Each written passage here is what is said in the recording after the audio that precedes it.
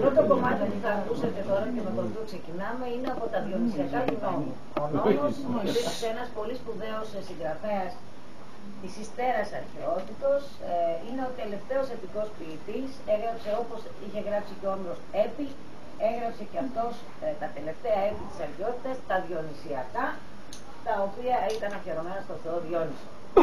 Πάμε. Διονυσιακά και νόμος.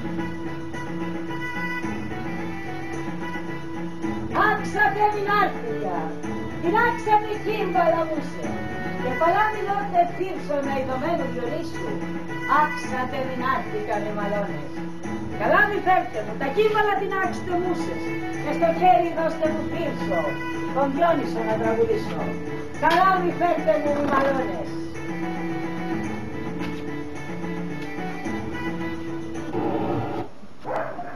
Για τα κάλλη του νησιού μαρτυρεί το ίδιο το αρχαίο όνομα της σημερινής χώρας της Νάξου, που ήταν πάντα η πρωτεύουσα του νησιού και στα αρχαία χρόνια ονομαζόταν Καλύπολης. Οι πάσοποι, μικροί και μεγάλοι, κοπέλες και κοπέλια, σας καλωσορίζουμε στον άξονα του Αιγαίου, στο νησί, όπου η ισορροπία και η αρμονία κυριαρχούν. Άλλωστε το κάλος, η ομορφιά, είναι η δύναμη εκείνη που γεννά την αρμονία.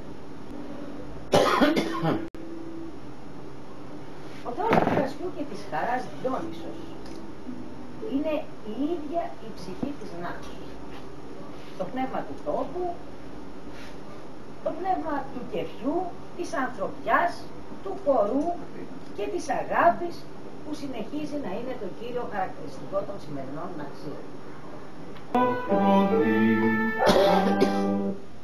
Η μυθολογική κληρονομιά που υποστηρίζει την άποψη αυτή που σας παρουσιάζω σήμερα με χαρά για όλους μας εδώ, ότι δηλαδή η Νάξος είναι το νησί, υποστηρίζεται από ένα πλήθος μυθολογικές ιστορίες για τους θεούς και τους ήρωες, που πολλοί από αυτούς συνέδεσαν πολλές περιπέτειες τους, αλλά κυρίως τις χαρές τους, όπως λέμε, τους γάμους τους δηλαδή, με το νησί της Νάξου. Ο Δίας, ο Απόλλωνας, η Αθηνά, ο Διόνυσος με την Αριάδνη, η Δήμητρα, η Άρτεμις, ο Ποσειδών με την Αμφιτρίτη και πάρα πολλοί άλλοι είναι μόνο ορισμένοι από αυτούς που έχουν μια ιδιαίτερη σχέση με το νησί της Νάξου και μάλιστα γαμήλια σχέση. Αυτό βέβαια σημαίνει ότι η Νάξος υπήρξε επί πολλούς αιώνες, όπως το είπαμε, κορυφαίο ελληνικό κέντρο και συνεχίζει, πιστεύουμε όλοι ότι είναι κορυφαίο κέντρο του ελληνικού πολιτισμού. Οι νύμφες Φιλία, Κλειδί και Κορώνη ανέλαβαν την ανατροφή του Μπάκου στον Κακοσπήλιο στη σπηλιά της Κορώνη. Το βουνό της Κορώνου, εδώ είναι Κόρονος,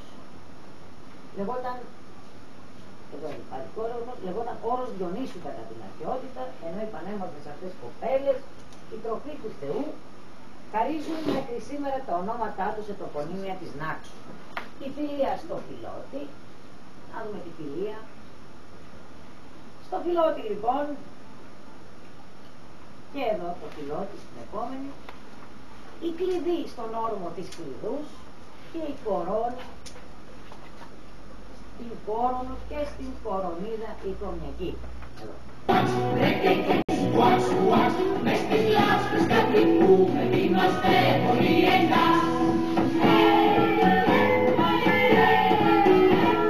Ουαξ και ρεκεκές, όποιος τώρα μας προσές, στη στιγμή θα καταλάβει ότι κάνει ο κόσμος πες. Ρεκεκές, ουαξ, ουαξ, ρεκεκές, ουαξ, ουαξ, έτσι. Παιδιά, από τις κρίνες φερμένα, ύμνους των αυλών τον ήχο, ας τραγουδήσουμε. Και εδώ το τραγούδι μας είναι. Κουακ, κουακ. Ίδιο με αυτό που με οι αρχές εμείς το τραγουδάμε, πλάι του νήσιου, το ναό του Νικαίου Διονύσου. Γιο στο γιο. Τότε που όλος ο λαός με κόμμο μεθυστικό κεφαλώνει και στο τέμενος μέσα μπαίνει. Για τους ιερούς τους λείπουν. Ρεκεκεκ, κουακ, κουακ, Φαξ, φαξ. Εμένα έχει αρχίσει να με πονάει. Ουρά. Ήταν πολύ που σας Και φακ, φακ. Ρώμαστε κολυμπόρα. Και θα κάνουμε λατ, λουτς. Σε μεγάλους παπλασμούς. Να τον πω, κόλλησα κι εγώ. Πάντως, ούτε και του λόγου σου θα νικήσεις εσύ εμάς. Εσάς, να, βρε ποτέ σας δεν θα με νικήσετε. Θα κοάζω κι εγώ όλη μέρα αν χρειαστεί. Βρε και φαξ, κοάξ. Μέχρι που να σας ξεπεράσω όλους τα κοάξ. Βρε και φαξ, κοάξ.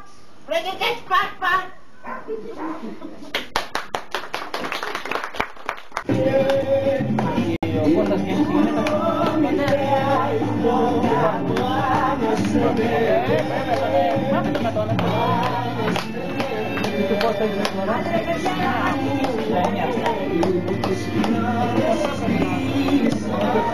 Dai,